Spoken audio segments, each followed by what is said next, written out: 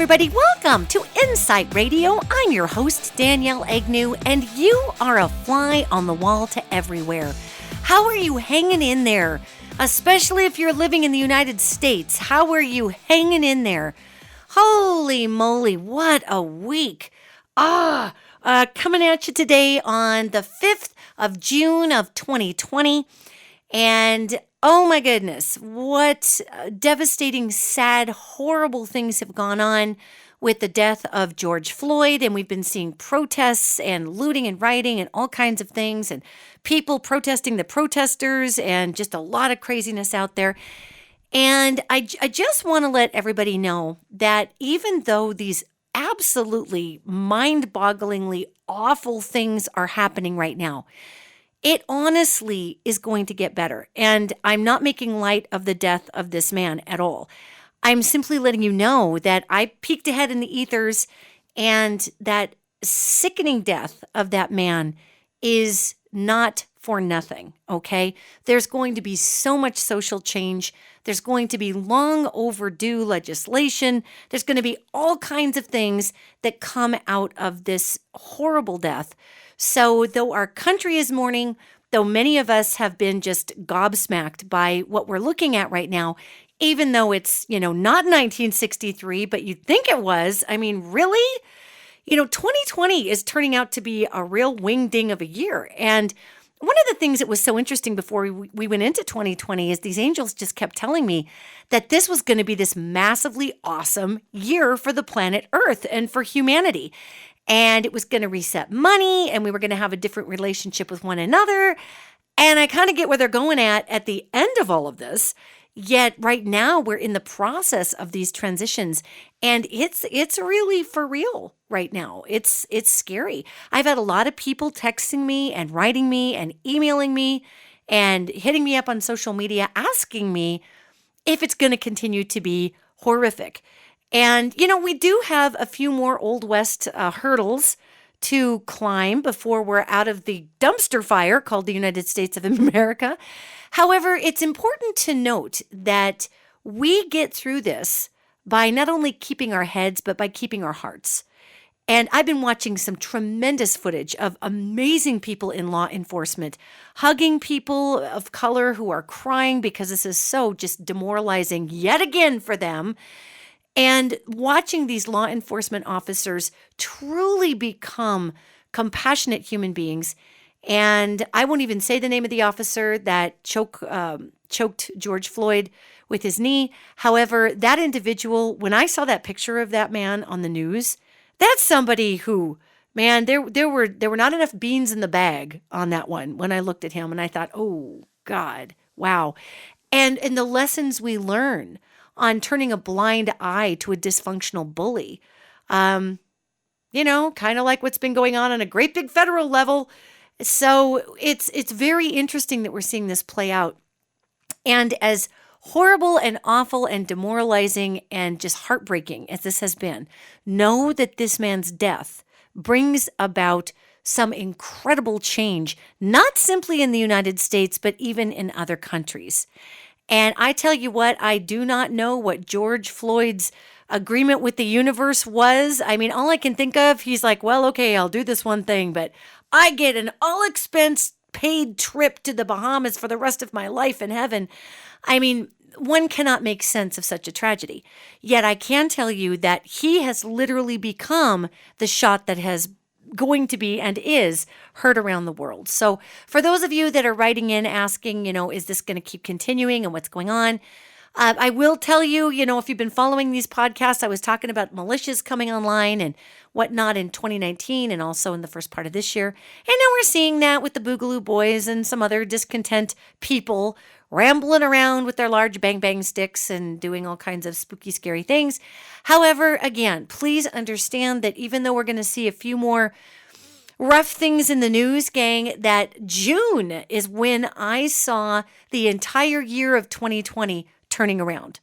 The first part of this year was rougher than the dickens. Obviously, we had, coronavirus, nothing like a pandemic to bring a family together.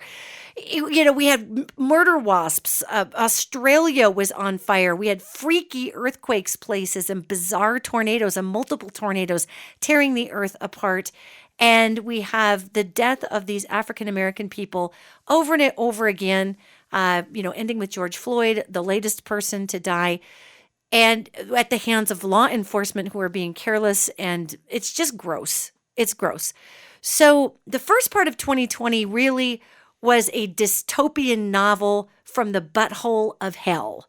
Okay? I think we can all pretty much agree that hell just spread its butt cheeks and pooped out a novel called Welcome to 2020 Earth. Yet, it's important to note that at the top of 2020, actually in 2019, when I was doing the speech or the forum or even the podcast about what we could look forward to in 2020, one of the things we could look forward to was the fact that by the time we got to June, the magical June, things start to turn around. Now, we begin to see things turning around with the types of protests. We're beginning to celebrate the life of George Floyd, and we're moving away from these platforms for these anarchist groups to take advantage of, because that's what's going on. People are generally full of discontent and feeling like their voices aren't heard, so they're looting and doing these things. And then there's very organized crime that comes back on the tail of that. People were, they were dropping off pallets of bricks in front of neighborhoods and then driving cars through.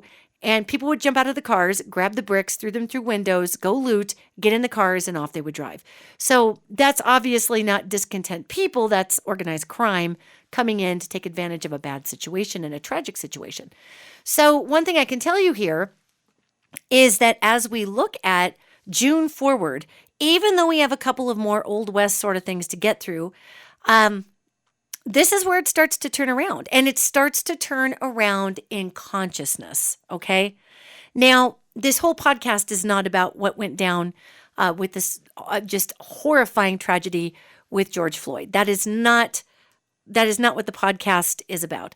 However, the podcast today is about what our off-world community thinks is going on down on Earth. It's to get some feedback and pass on to you what I've heard from Arcturians, from Paladians, from our Sirius AB folks. They help build the pyramids. You will know them by the pyramids. And some other off-world races and intradimensional races and elemental races. I just thought I'd give you some bullet points about how they feel about the consciousness of Earth and what's happening. And obviously, we've had some tremendously disturbing things happen, and it feels like our country does not have one stitch of leadership. It feels like all of the wheels are flying off the cart. And we do have a president of the United States right now who is very afraid that the people are going to rise up against him. So he's hiding in the White House, and that's why he called out the National Guard and the Black Hawk helicopters over Washington, D.C. He is legitimately afraid, like really truthfully fearful that people are going to come for him with pitchforks and knives and whatnot. People are asking, where is Vice President Pence? And I've been looking into it, and Pence is also afraid, and Trump has told him to stand down and to not make any sort of announcement at all, because if there is going to be anyone pretending to show dominance, it's going to be the president. That's his plan. And I say pretending to show dominance because his photo op in front of the church, I'm not sure how dominant that looked, but okay, whatever. So, where is Pence in all this? And he too is fearful that the United States is going to turn on the White House. Either that or he's been lost, like binge watching Jamie in Outlander. I think he might be watching the Jamie sex scenes in Outlander. I'm not sure. But anyway, he's wherever he is. So here we are, and we've got these really bizarre feelings, like we've never seen anything this awful before. And really, in our generation, we didn't live through World War II, and our greatest generation, there's just a few of those folks left on Earth. And so we really don't know how to respond to authoritarian weight, at least in the United States of America at this time. So I was asking some of our off-world family, because we're related to a lot of these races, physically and spiritually. And I've been asking them, hey guys, what do you think about what's going on planet Earth? And I was asking them because the angelic realm was giving me rock and roll horns, rock on dude for 2020, not because they were excited about the pain and the anguish that we would go through, but because we go through the pain and the anguish that we go through, we end up birthing this incredible society that cares about the people and cares about our neighbors and turns its back on bullying and disavows abuse and treating certain individuals like second-class citizens just because of the color of their skin or who they're married to. Happy Pride Month, by the way. It's June, so happy Pride Month, if we can even go there at this point. But okay, the word is gay. Let's be happy. So when we look at how our off-worlders view us right now and view the Earth, I'm going to start with the Oturan, who are mislabeled as Arcturians, yet whatever, just don't call them late for dinner because they do eat a lot of energy. The Oturan are really fascinated by our collective ability right now to feel pain. Now, you got to consider that the Oturan are the off-world cousins of ours that taught us a great deal about being one with everything. They brought us Taoism, the ideas of Taoism. They brought us some forms of Buddhism. So they were the ones that were really bringing us lessons in Qi. And of course, humanity found these things out as well. Yet the Oturan were very invested in our Eastern cultures because at that time, now keep in mind, way a long time ago, 20, 30, 60,000 years ago, the big civilizations were in the East. And they find all of these fascinating, huge structures under the ocean off the coast of China that, some people like to say that they were just random geophysical formations because of currents and the way that the rock eroded and blah, blah, blah. Yet that's really not what they are. These are old structures that have since eroded down and grown over, and they've got a lot of coral and all kinds of things on them now. Yet these are old structures that have been covered by the oceans. And there's also big pyramids out there off of China. And this is all Googleable, so have fun, and you can tell the fake stuff because it's got really bad graphics online. However, the Oturan are a society who also telepathically communicate. And they are the huge, we're the big empaths of this corner of the universe, yet they speak through their mind and they share energy through every pore of their body. And when you look at their planet, they have these fascinating buildings. They're very skinny pyramids. And the best equivocation I can give you is if you think about some of the pyramids, they're not really pyramids, but the structures, the towers in Thailand, that, you know what I'm talking about? They look like tall, skinny pyramids and then have lots of carvings on them. Well, the Oturan do not have any need to carve stuff on things because they transmit so much thought pattern on a frequency that is permeating everything, that their buildings, their roads, their structures, everything that they build with is built with this composite material that if you've ever seen fool's gold, it's kind of a gray gold color. And this material enables this frequency to travel through it, and it becomes a resonator for this frequency. So really, any civilized place that is being lived on Otur, which is the planet they live on, thus they are Oturan, and it might be a little bit of trivia for you here. We look at ourselves as earthlings, and then there's animals, and there's trees, and there's rocks, but we humans are earthlings. Now, if you're from Otur, then everything on the planet is Oturan. Everything is. A rock, a tree, a being, an animal. It's all Oturan, all of it. So they don't delineate importance in, I'm a human, so therefore I get to claim my planet. They look at everything from that planet is of that place, right? So I was asking the Oturan what they thought about our collective pain process, because they actually hit me up. That's why we got into the conversation. we as 8 billion of us, almost 8 billion of us, not quite, getting there, we put out a tremendous amount of power into the dimensional systems. I mean, into the multiverses. You know, when I talk about multiverses, we put out so much energy through those multiverses that the extraterrestrials, our off-world cousins, they feel that. That's how they communicate. They communicate through the quantum field, through that emotional connection. Now, this is really kind of hard for us to put our brains around because we think of telepathy as, I'm going to send you a picture. Tell me, choose. It is a duck. It is a cow. It is a square. Like, that's how we think of telepathy. However, emotional and psychic communication through the mind and heart chakra, through the crown, third eye, and heart chakra, hit the quantum field as a big data blow. Okay, it's a big download. So here we are, and actually the Oturan hit me up, and they're like, hey man, there's sort of a collective screeching on your planet over there. Is everything okay? Because it's kind of sounding grim. Sounds grim over here. So I've been explaining to them, what happened with Mr. Floyd and how everybody's at the end of their rope with cruelty and racism and bullies and no one taking responsibility for bullies, especially the bullies themselves. No one standing in the gap for these people who are suffering, and how our collective consciousness as evolved beings in 2020, which is the year of clear vision, where we see things clearly. And oh, are we seeing it clearly right now? It ain't pretty, but it sure is clear. They wanted to know, wow, what's going on with everybody that the whole world unified? So I told them it was the death of this man, and I told them why. And they were horrified, of course, to hear that someone was choked out like that. That's just not even in their way of being at this point. The Oturan do not have even a template for fear. They don't even really believe in fear. I want you to think Vulcans from Star Trek, except with a little more affect and without the pointy ears. They don't really have ears, but if they did, they could be pointy. Who knows?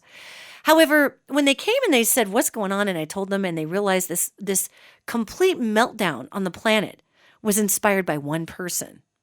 I got into a really interesting conversation with one of these Oturan emissaries that comes here fairly regularly. And this being was telling me that even though it was horrific that this person died in the way that they did, this being was telling me that they were actually very heartened that this is what was breaking the heart of an entire planet, that one man's death broke the heart of an entire planet. And I really hadn't thought about it that way, which is somewhat unusual considering the yield of energies that I surf through every day. Yet I'm human, and I know how we get when we are really devastated. And we are at the end of our rope with some really antiquated, awful 20th century behavior and 18th century and 14th century behavior. We're over it. So this being began to talk to me about the fact that they really, really want to bring Earth into the galactic fold. Because obviously we're not the only beings in the universe. That is such an asinine way to look at things, just even simply from a mathematical standpoint, all right? And these beings want to bring us into their fold and have us be part of their galactic sharing system. Oh man, their libraries. Oh man, the information. This is just the Oturan. We're not talking about the Sirius AB folks. We're not even talking about the Pleiades yet. This civilization, I want you to think of them as the philosophers, sort of the stoic, mental and heart communicators that communicate through telepathy and through impulses of the heart, through that frequency of the quantum field. They operate as one, not a hive mind. They are individuals, yet they don't have a need to rock the boat in their society to prove to themselves or other people that they're learning a lesson or that they're separate. That they're such an old race. I mean, this is a race that's been around for millions of years, okay? We're so new on the neighborhood. It's a beautiful day in the neighborhood, a beautiful day for a neighbor. Please don't be mine. Earth, you're scary. But they want us to be their neighbor. Yet we're a little aggravated at this time. So we had this big conversation, this Oturan leader and I. And it's kind of funny because they don't have leaders in the same sense that we do either. I mean, we have a president and a vice president, or, Germany has a chancellor, and there's a prime minister in England, and there's these central people. For the Oturan, it's whom they collectively steward their planet. And they have chosen what we would call leaders. They don't call them leaders. They think of themselves more as a representative in that moment. So this representative in that moment came to see me because that representative, they chose him. Their gender's a little different, yet this being had a masculine energy to it. Kind of a genderless masculine is what I'd tell you. And they chose him for the purpose of his really bridge building abilities and communication abilities. He got chosen to come talk to me. So we were hanging out and I'm talking to him and he's saying that he's so excited that even in the face of this horrible tragedy, that the whole earth has come together to understand the importance of all life. And that they marvel at the fact that we really don't even blink an eye about killing off our oceans and animals and parts of our planet. We'll never kill Mother Earth. Trust me, we're a little flea on her skin. We won't kill the planet. However, we do destroy parts of her top ecosystems. And so they're fascinated that we don't see the planet as something to take care of because we prioritize ourselves above the planet, yet they were so heartened that we cared enough to come together as a collective species. So then this being was telling me that the last time that this happened was when a lot of the civilized plains of Earth were covered under vast amounts of water. And I was like, vast amounts of water? Like, are you talking Atlantis and Lemurian times before the continents rose? Or what are we talking about here? And this being was like, no. And I'm paraphrasing. They don't talk exactly like this, but for the sake of time, this being was like, no, I'm talking about the time where great cities and huge monolithic statues had been built, and the seas rose, and the water just basically flooded everything. And then this Oturan being went on to explain that the earth had this greenhouse, like beautiful, misty, greenhousey sort of climate for a long time. And then our magnetic field changed just enough, and it released all this water out of the atmosphere that was just kind of hanging up there, and all of a sudden, poof, down it came. Like dumping a bucket of water on the earth, but giant. And there's a lot of references to this. The Christian Bible talks about the flood that Noah built the ark for, and there are many, many other religious and spiritual texts and even historical angles that talk about big floods, especially in the Middle East and in that Mediterranean area. So the last time, apparently, a giant flood came by and wiped out practically everybody in that portion of the known world. Because remember, there was no internet, so we couldn't, call the North American continent and see who was hanging in there still. So the last time this happened, people had a very deep respect for one another because there was so few of them left as they found the people. And they felt this collective cry come off of that planet, our planet at that time, because of the deep destruction. So when they were feeling this cry, they kind of came into our upper atmosphere like, oh my God, did the souls in the monkey suits that zipped up the monkey suits, did they finally figure out when they light that match and split that atom, did they crack their planet in half, or what happened? Down with our little favorite friends, our earthlings. So anyway, this Oturan being was very heartened to know that we were beginning to come together as a consciousness, not just a few of us, but the world, over the horror of treating individuals a certain way.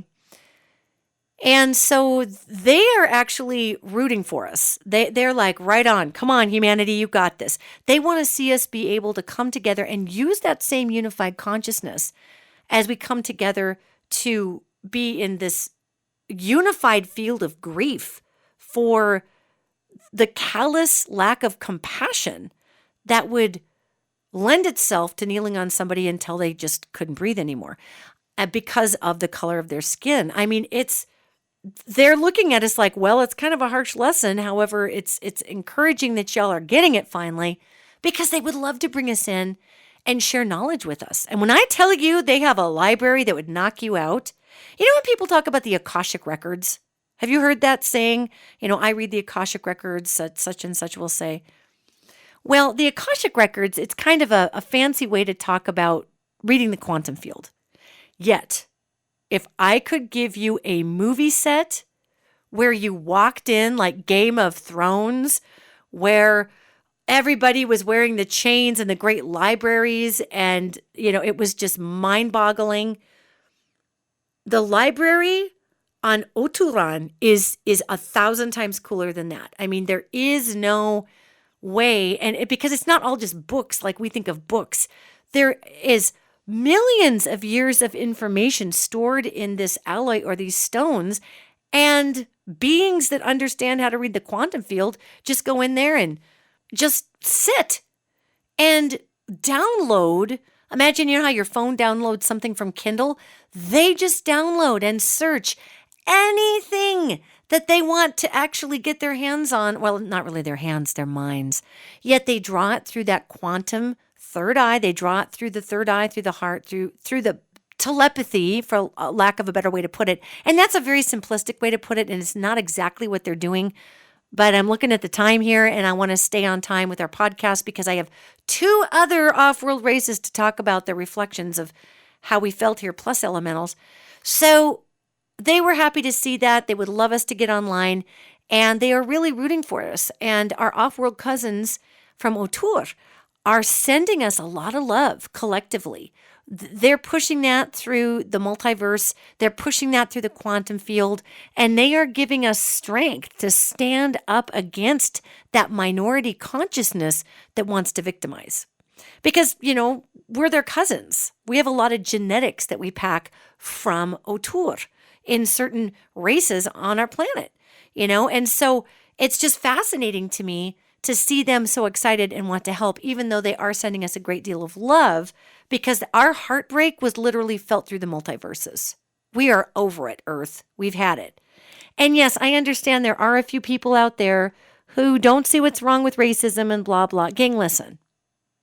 Everybody is here on a different course of study, okay? We're not all going to the College of Love on the planet Earth. There are people who are enrolled in the College of Terror and the College of Fear and the College of Limitation. And just kind of like the houses in Harry Potter, Slytherin was a little creepier than Gryffindor, which was then again a little creepier than Hufflepuff, okay? So everybody's got a role to play here. And a lot of it is above my pay grade, and it is working towards the highest good of all beings. Yet we are not developed quite yet enough as a species to just completely go the love and light route. Now, I could. I think most of you could. Yet people who have had generations of systematic abuse and PTSD and have been shown generations of hatred probably aren't just going to switch the love and light switch overnight and change who they are. So this is a process of evolving past these fearful, oppressive, bullying, awful mammal behaviors that are spurred by territorialism and fear. And I always say you never meet a toddler who's racist, so that's a learned behavior. So our off-world family from Otur is very excited that at least we are beginning to come together collectively on the planet, that the death of one person and the awful way that he died is also, that death is the death of the consciousness that we all are trying to uphold.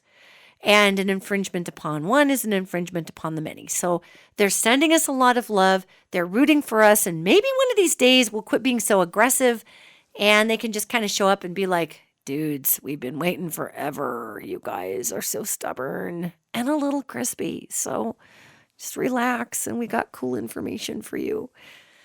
So the other group that really pinged me were the Sirians, the folks from Sirius. And the folks from Sirius look the most like us physiologically. They're much, much, much, much bigger, and they are known by the pyramid fame, the 8-sided pyramids. They are not 4-sided. They have a minor little dent in the perfect middle of each side, and that was to conduct energy up through them. And so the folks from Sirius are the big explorers and terraformers. And they swing by Earth on a pretty regular basis. They still have a lot of portals here that they use. Like they use Earth as an airport to jump from one section to the other section. They kind of come and go. And so they're here often. And they were noticing the change in the electromagnetic field. They were noticing, they're kind of our technicians, and they're noticing a lot of very similar type posts in the ethers, because everything that we beam through the ethers, gang, on Facebook and on social media and on our computers, everything we talk about, they're noticing, they're picking that up on that electromagnetic level and observing that we're all talking about this one human being, and all of our hearts are breaking over this person. And so they literally asked me, because they're a little bit more, I would say, how we would consider traditional in how they run things. Again, we are a lot more like them. So they have more of a, I don't want to say a power structure. They're still a very balanced race compared to the human beings that we all are. However, they do have folks who are kind of in charge, so to speak. And so there are people who captain these spaceships and these interdimensional craft that are round. They look like big silver orbs. They're super cool. Well, they look like lots of things, but this particular one looked like a big silver orb, which is absolutely not uncommon for the craft that come from the Sirius system. I want you to think about it as like a mid-sized car.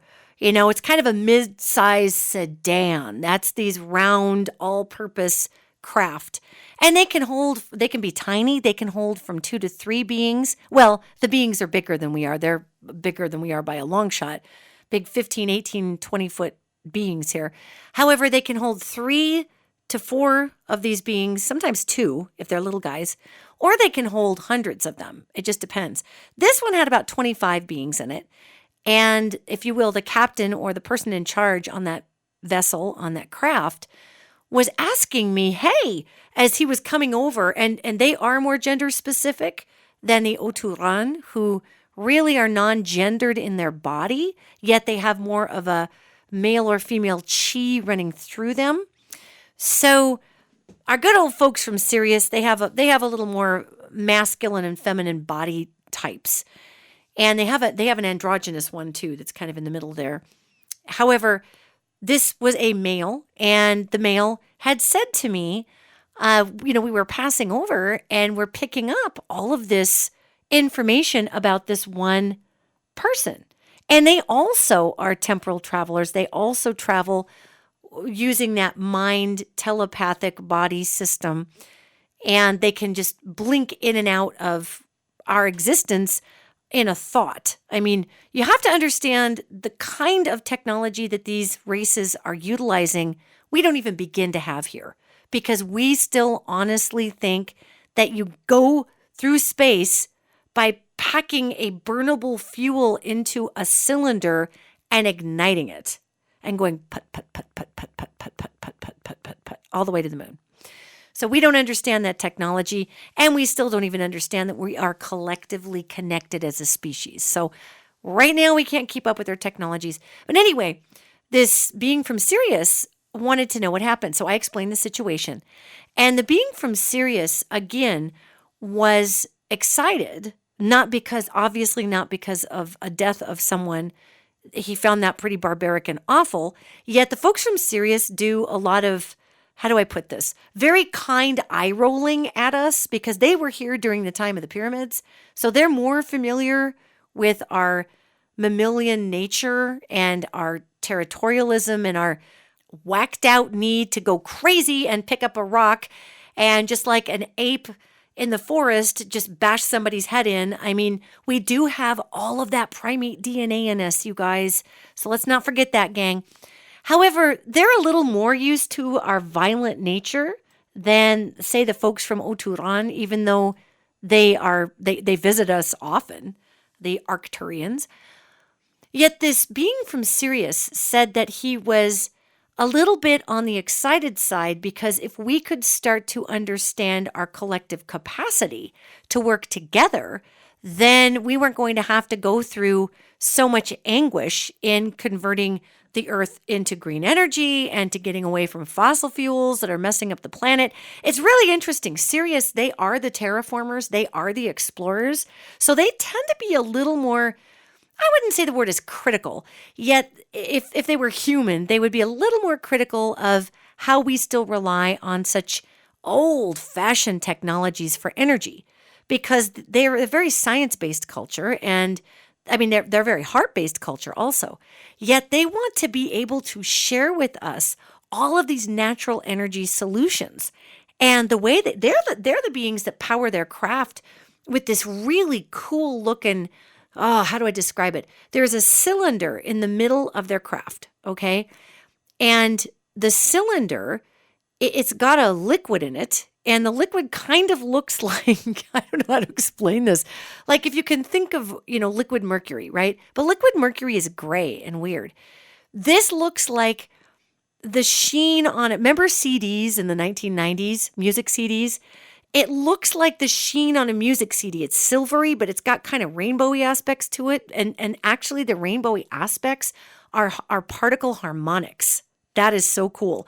When it's the way they interact, and it bends light and it creates these rainbows in there. But anyway, what we would call a rainbow, it's all kinds of colors.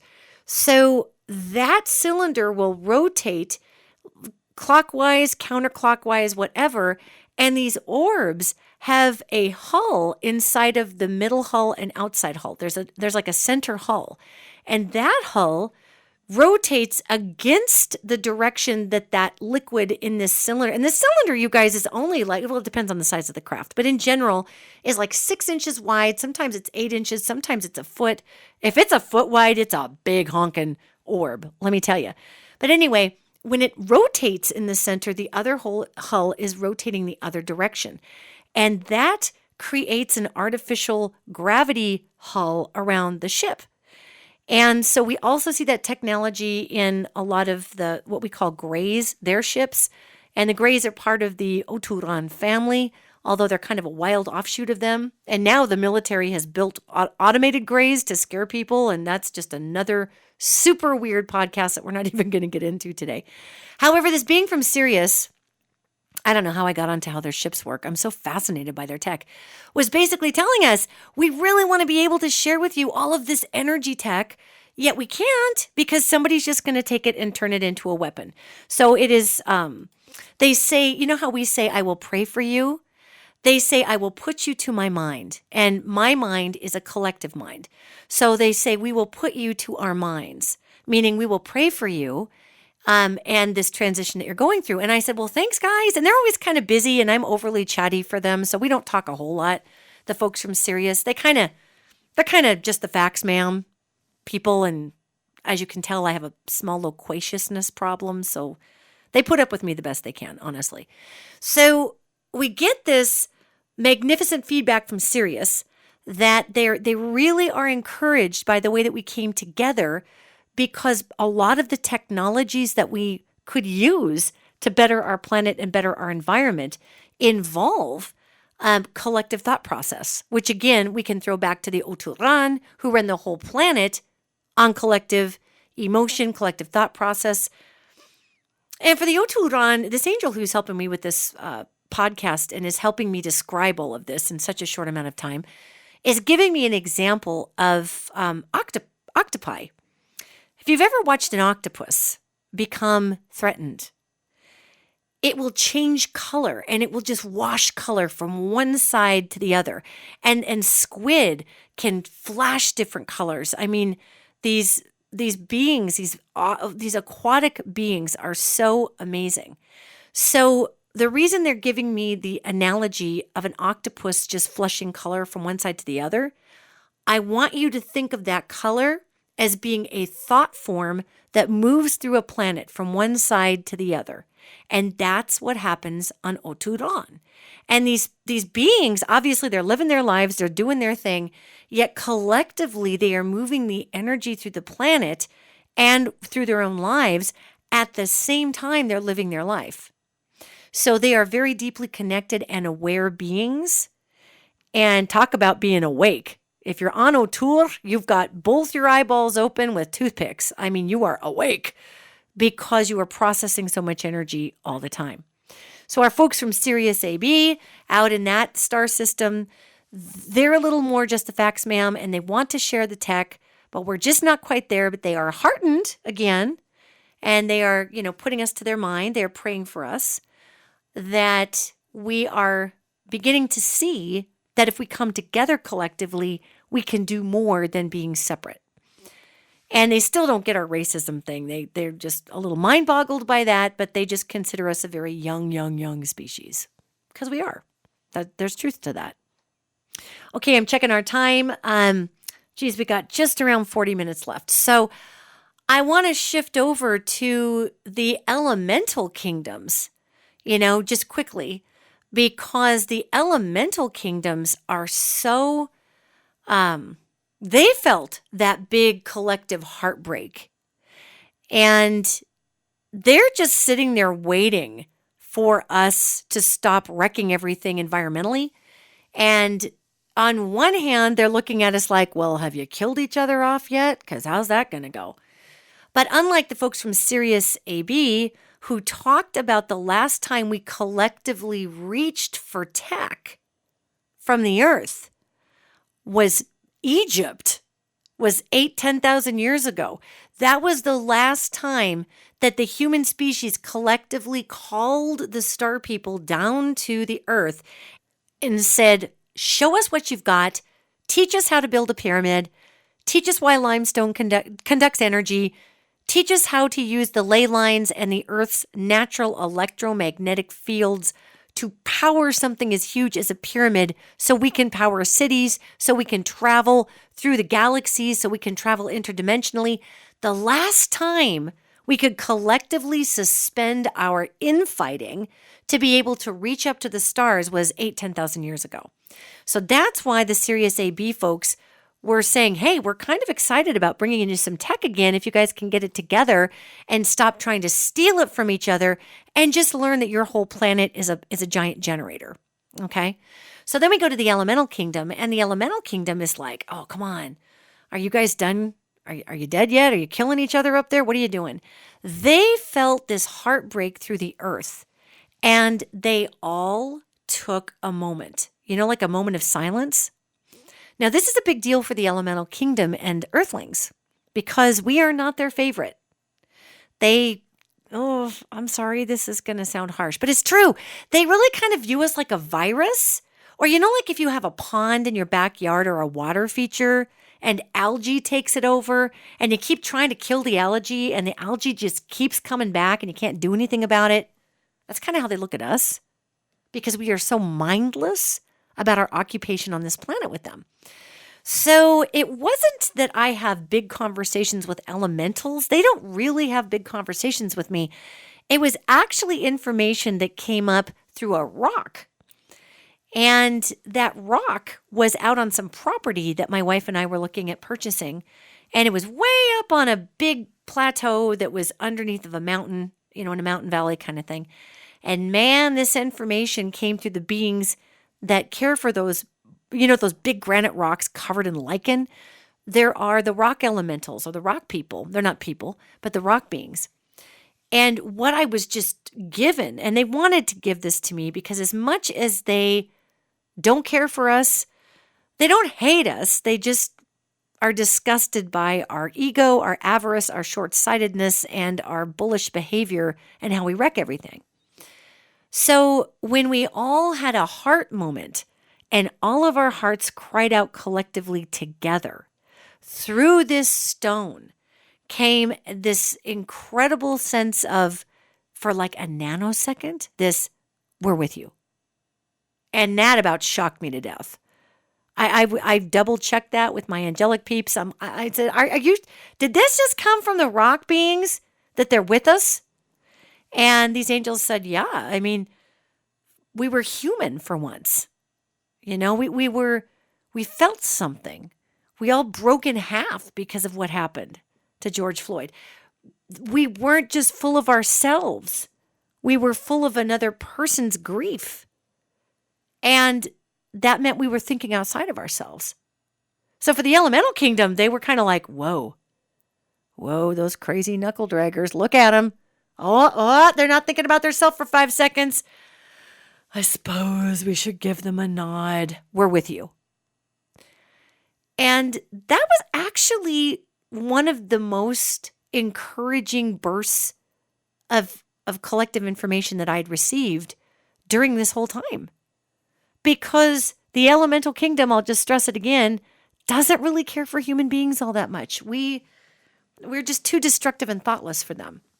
So the fact that they could find a commonality with us, that we put ourselves aside for a moment to think of another and another's pain, they saw that as improvement or growth.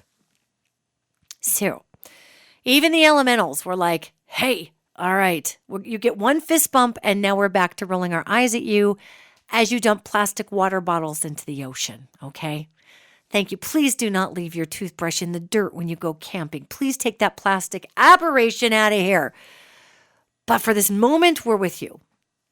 And that was affirming. So as you can see, as we're discussing what the folks from Otur and the folks from Sirius AB, all of these different off-world folks, what they think and what they feel and how badly they want to draw us into the collective culture out there, yet we're just not quite there yet. And even the elementals want to be our friend if we just, stop thinking with our face up our colon all the time. So then I'm having this chat with the angelic realm, as I often do, and I'm asking how bad is it going to get and how good is it going to get? And they don't really see bad or good. They just see improvement. They see processes of growth. They see evolution. So, they're non-partial to what they're showing me, and I'm seeing some really great things and some really awful things, and I'm thinking, oh, man.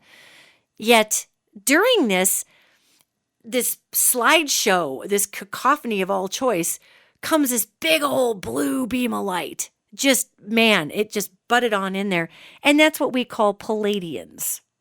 And it's very important to note that Paladians are beings that, this is such an old society. Oh my goodness. That's an old culture. It's an old world. And there's multiple worlds out through the Pleiades. And the Pleiades, we think of it as the Subaru logo. That's the Seven Sisters. And there are multiple worlds out there. And many of the inhabitants of those worlds no longer have chosen a corporeal existence. They don't need a dang body. They got the lessons of the chassis a long time ago. They don't need one. And so they can appear as a bodied being. They can become corporeal, yet by nature at this point they are non-corporeal. So one might ask, well, what's a bunch of light beings doing on a rock of a planet? Well, a lot of the planets have also transcended into this frequency or vibration of light. So there are, where there started out, maybe, I'm just making this number up, but maybe there were 5 stone planets, whatever, gas planets, whatnot, out in that system. Well, really, I can only ping 2 that are still in this dimension. The other 2 have shifted up into a higher frequency, or what we would call another multiverse or another dimension. So a lot of the Pleiadians, as we call them, are intradimensional beings at this point, even though they're from the Pleiades and their planet is out by the Pleiades, yet that planet is in a different vibrational multiverse, literally. So here comes this amazing blue beam of light. And I love Paladians. They're so easy to chat with. They're just like, when people write about, oh, dear ones, we love you so. We do wish a bonbon and a foot rub on to all of you. It really, I mean, that's the folks from the Pleiades. And a lot of people can confuse a Palladian message as an angelic message, and it really doesn't matter. I mean, it's encouraging and whatnot. They come in on a very high frequency, okay? So here comes this Palladian, and because the Palladian was obviously eavesdropping, I'm talking to the angels about, what are we looking at? How hard is it going to get? Oh, good. These really good things are going to come of this. We're going to bond together as a global culture. We're going to get past some ugly things, and some people won't, and they will bring their little mini wars forward.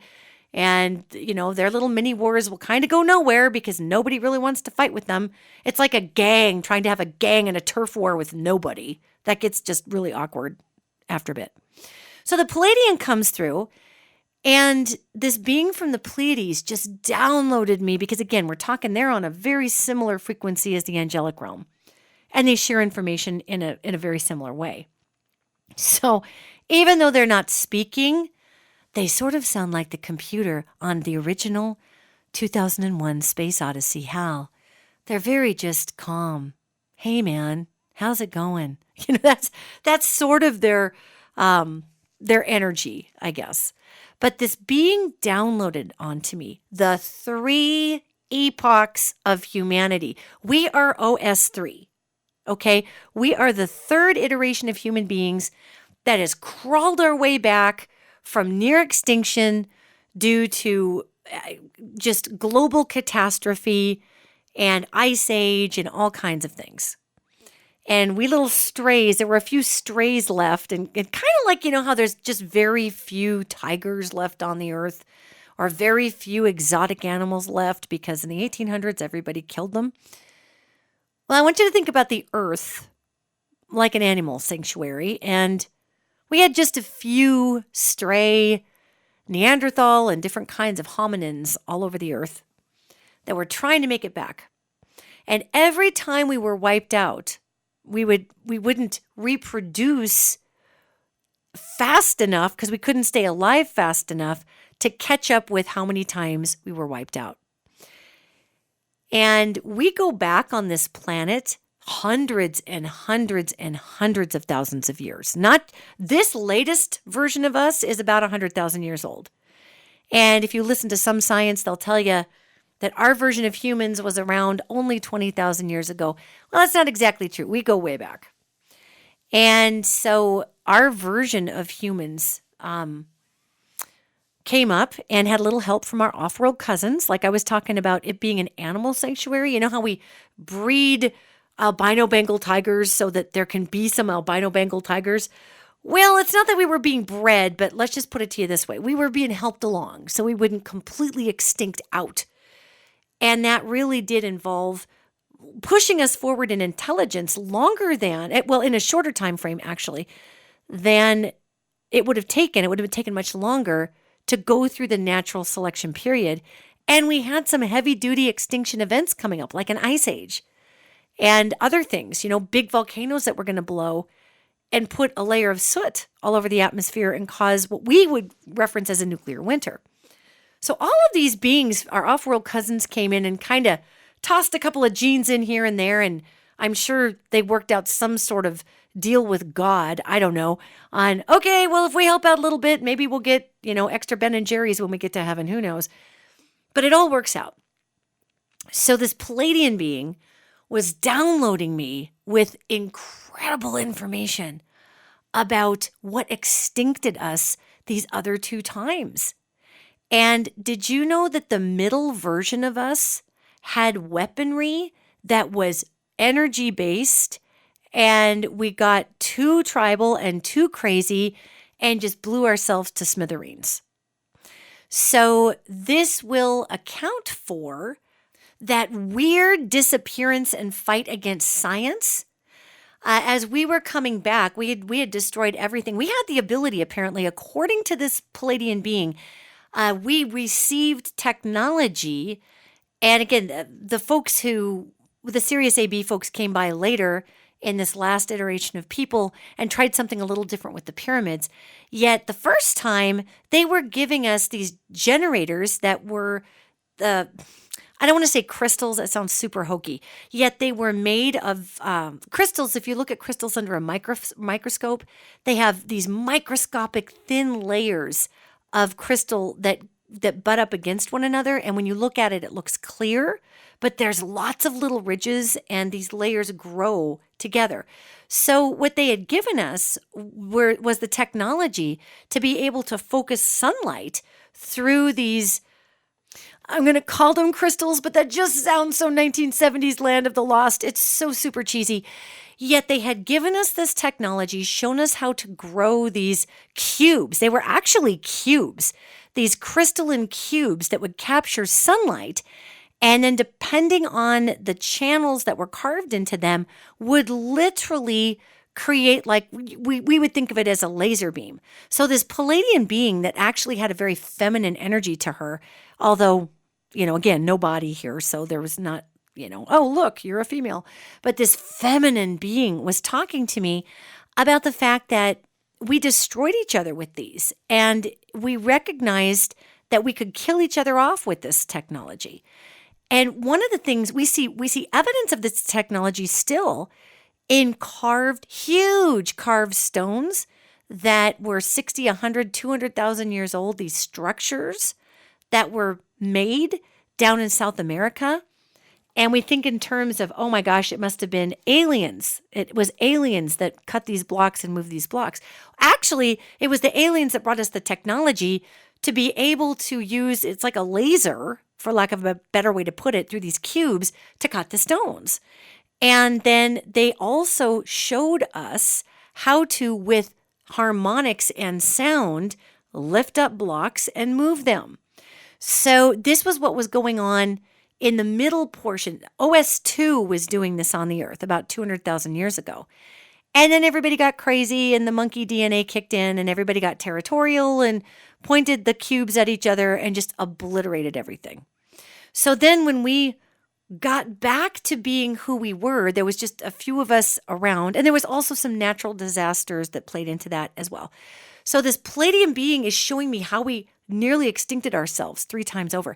The first time that we were down here, that was a lot of natural planetary movement and big plate movement and lots of geothermal activity that blotted out the sun and nothing would grow.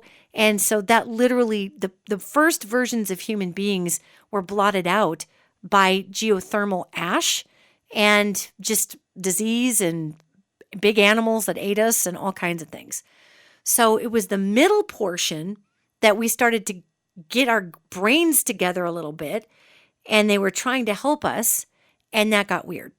So then if you think about our aversion in the third version of humans, our aversion to science, early on, we had a deep aversion to getting away from anything past a deity consciousness or a God consciousness. Now, this wasn't because we were stupid. Now, a lot of people like to think, well, we didn't have the technology. No, we were just as smart as we ever were. And of course, every generation gets to be a little more intelligent. Yet considering that by the third try, we not only had wiped ourselves out so badly and fallen prey to disease and greed and all kinds of things, that the beings that lived were absolutely appalled by what we did to one another.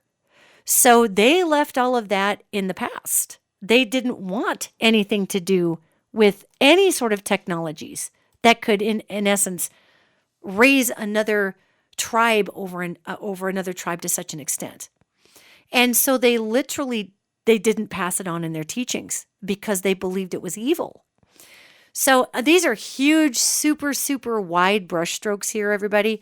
So then we get into the third epoch of humans and we're back into the Neanderthals and they were very peaceful people that really didn't want a lot to do with all this anyway. We're talking the Aboriginals, we're talking the indigenous peoples of the world who really didn't want a lot of that conquesty stuff. And really it was the Sirius AB folks, God bless them, they meant well. They were the ones who started dropping their genome. According to this Palladian gal, They were the ones who started dropping their genome all over the place in that second version of humans. And it was because they were looking ahead and saw some natural disasters coming. And they were honestly trying to help our brains along a little bit. And it was those not super intelligent, but the more hybridy beings that ended up really killing themselves off and killing a lot of the more indigenous population. So the rest of the Neanderthals and the related hominins, and there were other hominins besides Neanderthals, all just kind of scattered to the wind, okay? And there was just so few of them after this, after the natural disasters and after turning on one another. So here we are, OS3, humans, and the beings that lived really didn't want to take that kind of destructive technology forward and really wanted to get back to living with the earth. So here we are, And so this Palladian, after telling me about how this all went down, was very encouraged because this Palladian also informed me that we're so overpopulation that the only way we're going to survive is to come into this collective consciousness with one another and just, how I always talk about let's just love one another? Look, we can get in under each other's skin, we can irritate one another, but the point is this Palladian woman was basically saying to me, this is a glimmer of hope for your species. It's a glimmer of hope. Because and I asked her, I said, well, what about 1963 and Selma and all of these, Dr. Martin Luther King? And I mean, this racism happens and people die. And she said that because of our technology, because of our ability to connect, because of where we are in consciousness, especially in the United States, because of the president that we have, and we're so sensitive to a hammer coming down and that punitive domination, bullying energy. Whoa. I mean, it was the perfect storm. And poor George Floyd, wow, he's literally going to be one of the largest catalysts for the evolution of our consciousness on this planet in this time frame. Literally, all those beautiful people that died before him, all those beautiful African American people who were killed, it's all led up to this moment. And none of them have died in vain, even though it's tragic and senseless and awful. What we have coming is an accumulation of just the human condition being so incensed that it can't handle it anymore. And this Palladian being, she told me straight up that we are in a huge turning point, and that our turning point has to do with the fact that we will put each other above all things. And she also told me that this is going to bring out a warring nature in those who wish to keep us separate. And then the Paladians and the angels started talking, and we started talking about how people are going to be creepers and want to turn back time and turn the whole world into an old Cher song as we all lick the inside of our mouth. There we go. So one of the things here that I was able to see is that we are in this massive transition of consciousness. And this Palladian being, she absolutely affirmed that this is the point forward that we begin to rebuild this new world. And she's very excited about it. The Palladians are constantly working with us about, peace, love, and harmony, man. Let's just all be friends. They are working with us on an energetic level like the angels are all the time. And so for this being to come down and show me, okay, you kind of crawled out of the mud and the planet ate you the first time, humans. The second time, you got a little bit more of a groove. We saw some terrible things coming, so the Sirius AB folks came down, donated a little DNA, hoped that would kind of jumpstart things. Things went bad and it blew up, and a few of you survived. So the ones who survived into OS3 go forward saying, we don't want any more of that cray-cray. We're going to live with the Earth because that's the better way to go. And then all of a sudden, these galactic cultures were realizing that we were going to be encountering difficulties with our planet much sooner than evolution could handle evolving our species to the point living collectively with it only to be able to survive again. So we got a little bit more of a multifaceted donation to the planet Earth. Wasn't just one galactic sperm bank, it was many. And so kaboom, we have a little more balanced culture. We have balanced beings. We have a more balanced indigenous literally beings that are indigenous to this planet, along with beings who have had a little bit of genetic help. And the way that they gene spliced the third time around was very different than the way they did it in that last time that went so badly. So now we've got a more balanced palette of beings and we're all human now. So I don't care what off-world DNA you might be packing or not packing, we're all human at this point. And we are the mutt race known as humanity. And this Palladian being, she was telling me that this is the point to have heart. And they do sound a lot like angels, but she was saying that this is the point to have heart because at this point, we're all sick and tired of killing one another. And it's not going to solve anything. And the fact that there's almost 8 billion of us, we must come together in a unified respect and love for one another in this planet. Otherwise, we're all going to suffocate and die because there won't be enough to go around. And so to watch such a hideous thing happen to one of our fellow humans for such a thoughtless, inconscient, just a hideous reason, it was enough to kick our instinct to connect in, because guess what? Here's the most exciting part that I learned from the Palladian, from the folks from Otur, from the folks from Sirius AB, even from our little elemental friends who generally don't talk to us because they think we suck. I learned that we are genetically, we've come to a place of evolution that we are ready to leap out and begin to change things on a vibrational and multiverse level. We've finally figured out that there is power when we all come together. And so watch these protests.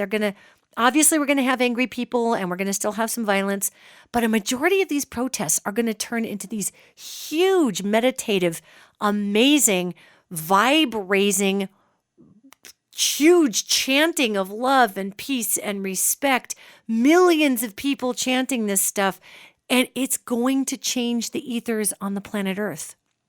Because you know how I talk about leading with love and bringing love into the world and all these, it sounds trite. It's an energy. It's not trite. It's the energy that binds the whole universe. It's the energy that allows these off-world craft to appear and disappear on a thought pattern. It is this love-connected energy. And I got 3 confirmations from 3 different off-world species, plus our elemental kingdom, plus our angels, who's been telling me, hey, wait till June. It turns around in June. Things turn around. We have the chance to make an enormous difference. And let's not allow George Floyd to die in vain. Let's not allow that. Because this one man's death will bring about the most epic global change if we simply will let it. If we just don't allow this to bleed back and become another headline, if we don't get distracted by more clickbait of Bat Boy eats Rat Man in New York City, whatever, if we don't get distracted and we recognize how much good we can do by lifting up our people of color, by lifting up those who have been oppressed, who have been broken, by trying not to come down like a hammer on those who have come down on many of us like a hammer, to stop the cycle of abuse, to understand the woundedness that's coming through in a lot of these cultures, a lot of the white culture. Oh, good Lord. And just being able to step out of a place of judgment and begin to say, look, this is no longer okay, and we've got to work together as a species. If we can do this, gang, then George Floyd, that death will be a literal calendar marker of where we were able to turn the consciousness on this planet. And I think we can do it. I think we can do it because I've never heard the elementals saying, we gotcha. We support you. I've never heard a Palladian. Well, actually, I didn't know what the hell did happen to us, the first other versions of humanity. The angels wouldn't even tell me. Nobody told me. And apparently it was relevant because there's so many of us that we have a chance here. We have a chance to love our species and love our planet into an entirely different frequency. We have a chance here through the most god-awful, wretched, grief-stricken means to recycle that, because that's what we as humans do. We recycle the most horrible things ever into something that is transformational. We have a choice to make, people.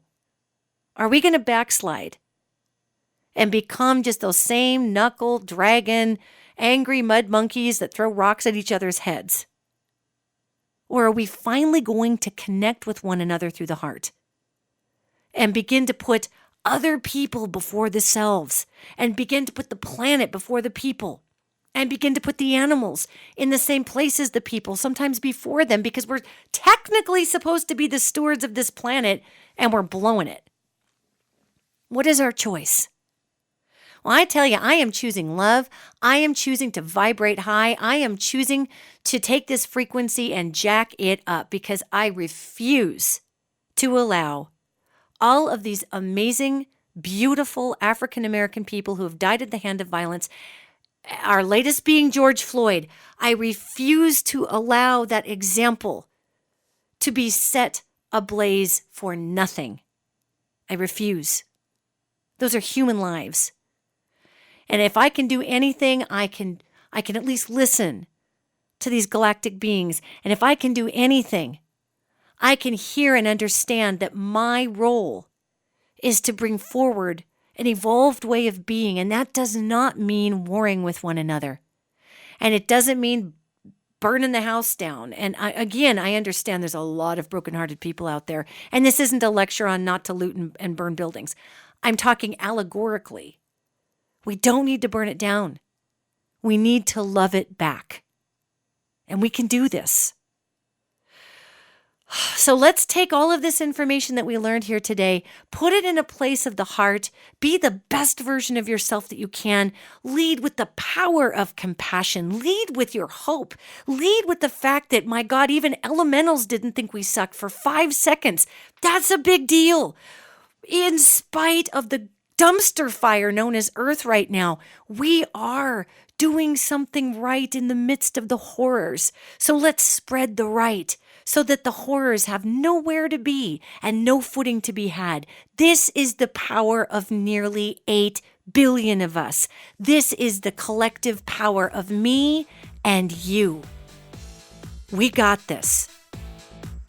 Let's honor the memory of everyone who has fallen to hatred and bigotry by transcending, transforming, and evolving this planet so it never happens to one person again.